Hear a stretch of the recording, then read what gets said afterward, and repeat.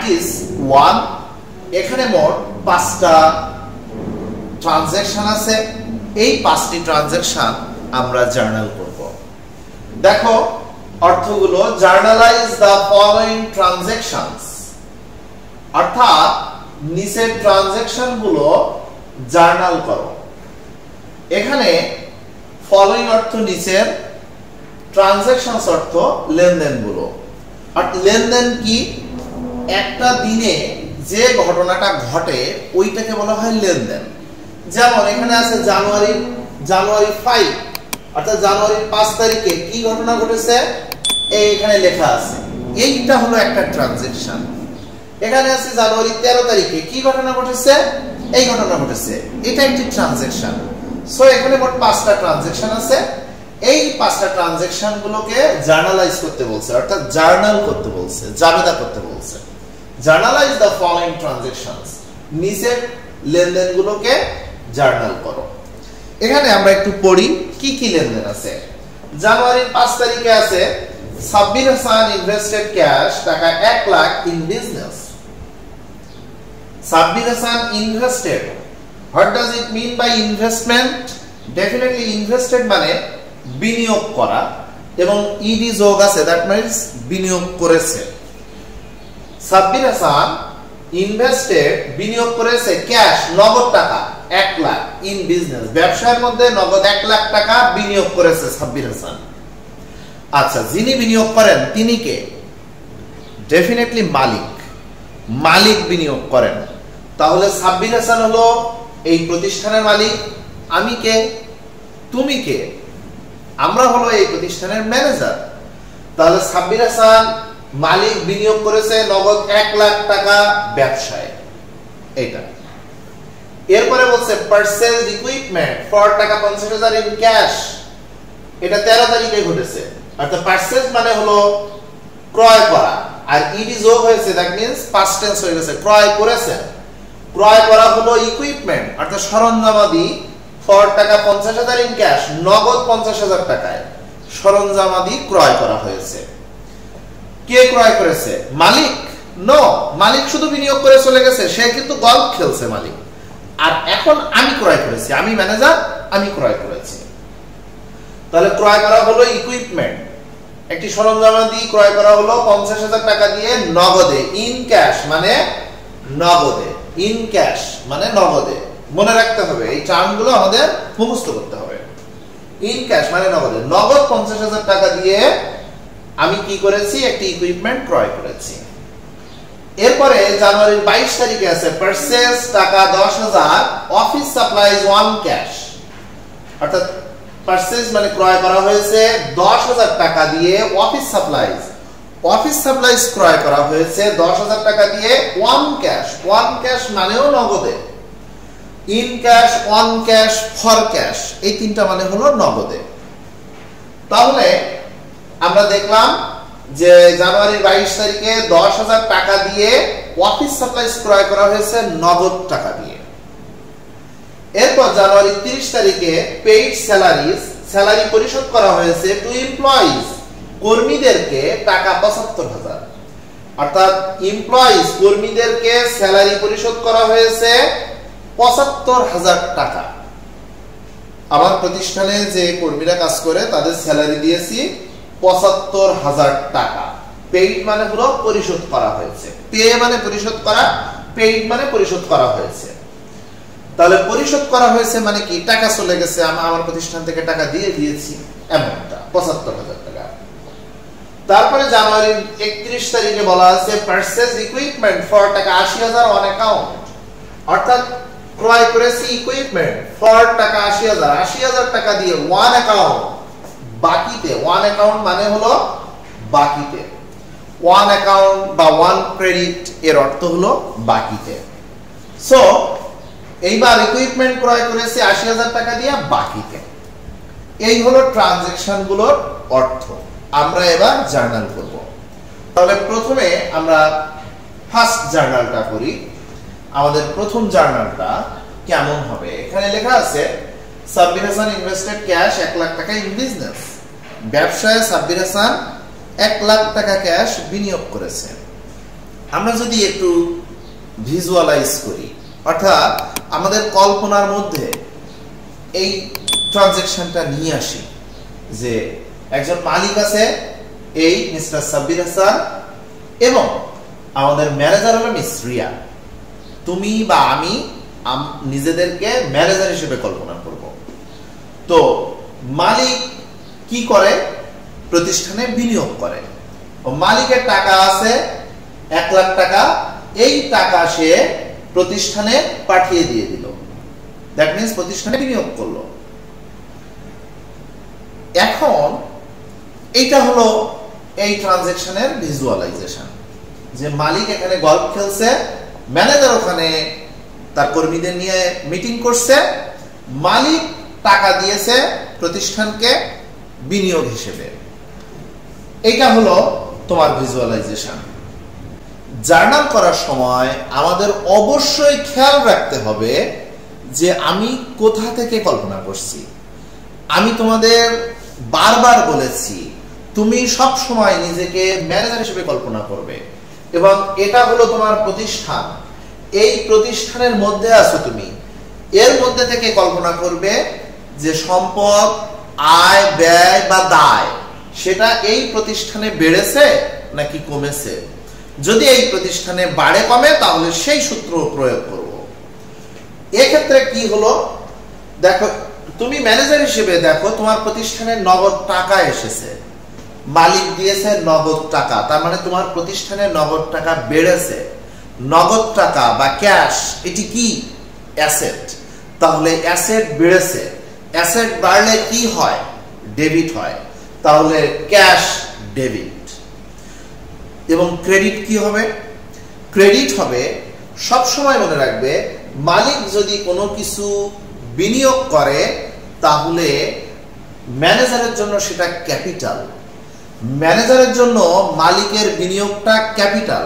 Capital হলো liability. আমরা জানি লায়াবিলিটি বৃদ্ধি পেলে ক্রেডিট হয়। সো মালিক যত বিনিয়োগ করবে তার ক্যাপিটাল তত বৃদ্ধি পাবে, আর ক্যাপিটাল যত বৃদ্ধি পাবে ক্যাপিটাল তত ক্রেডিট হবে। সো এখানে আমরা দেখছি ক্যাশ ডেবিট হবে, ক্যাপিটাল ক্রেডিট হবে। কারণ ক্যাশ প্রতিষ্ঠানে এসেছে, ক্যাশ প্রতিষ্ঠানে বেড়েছে, তাই ক্যাশ বাড়লে ক্যাশ ডেবিট, যেহেতু ক্যাশ সম্পদ। আর মালিক যাই বিনিয়োগ করুক সেটা ম্যানেজারের জন্য ক্যাপিটাল। ক্যাপিটাল হলো একটি লায়াবিলিটি। সুতরাং মালিক যদি বিনিয়োগ করে ক্যাপিটাল বৃদ্ধি পায়, ক্যাপিটাল বৃদ্ধি পেলে কি হয়? ক্রেডিট হয়। সো এখানে ক্যাপিটাল সমপরিমাণ টাকা ক্রেডিট হবে। আই থিঙ্ক তোমরা সবাই বুঝেছো। এরপর আমরা চলে যাই সেকেন্ড জার্নালে। সেকেন্ড জার্নালে বলেছে যে পারচেজ ইকুইপমেন্ট ফর টাকা 50,000 ইন ক্যাশ, অর্থাৎ ইকুইপমেন্ট ক্রয় করা হয়েছে নগদ 50,000 টাকা দিয়ে। কে ক্রয় করেছে? ম্যানেজার। আমাদের ম্যানেজার মিস রিয়া, সে ইকুইপমেন্ট ক্রয় করেছে কার কাছ থেকে? এরকম অন্য একটা প্রতিষ্ঠান থেকে 50,000 নগদ টাকা দিয়ে। আমাদের ম্যানেজারের কাছে আছে টাকা 50,000 এবং টাটা মোটরস এর কাছে আছে ইকুইপমেন্ট। তোমরা জানো পৃথিবীর অন্যতম বৃহৎ একটি কোম্পানি হলো টাটা মোটরস। এরা বিভিন্ন ধরনের ইকুইপমেন্ট তৈরি করে। এই ইকুইপমেন্টের নাম হলো এক্সক্যাভেটর। সো এই এক্সক্যাভেটরটা মিস রিয়া কিনতে চায় নগদ 50,000 টাকা দিয়ে। তাহলে মিস রিয়া কি করলো? টাকা দিল টাটা মোটরসকে। টাটা মোটরসকে টাকা দিয়ে এক্সক্যাভেটরটা মিস রিয়া কিনে নিল।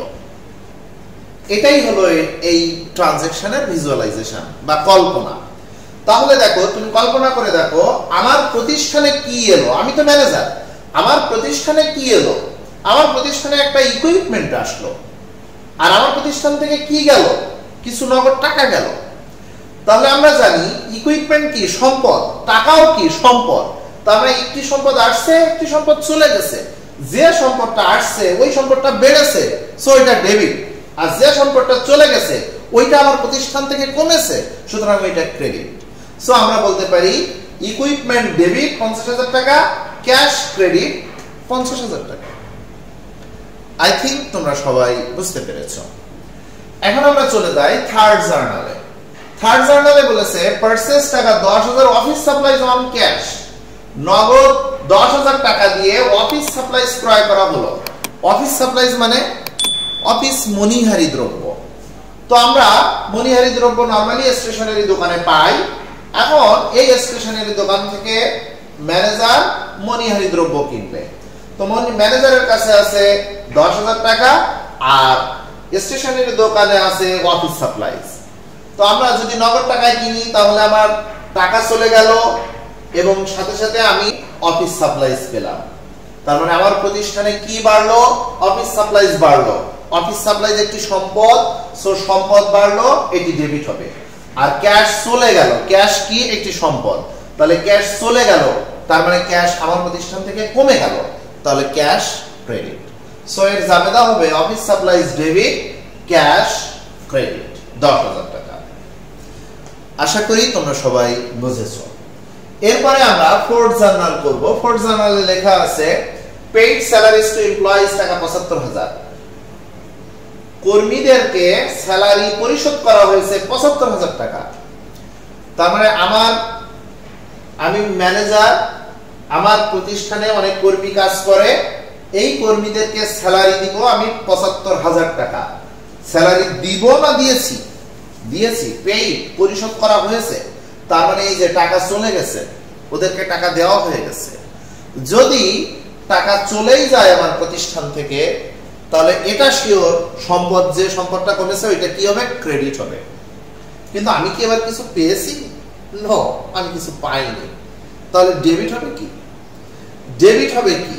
দেখো, চিন্তা করো, তুমি যদি সম্পদ না কেনো তাহলে তুমি তখন চিন্তা করবা তুমি কি বাবদ এই টাকাটা দিয়েছো।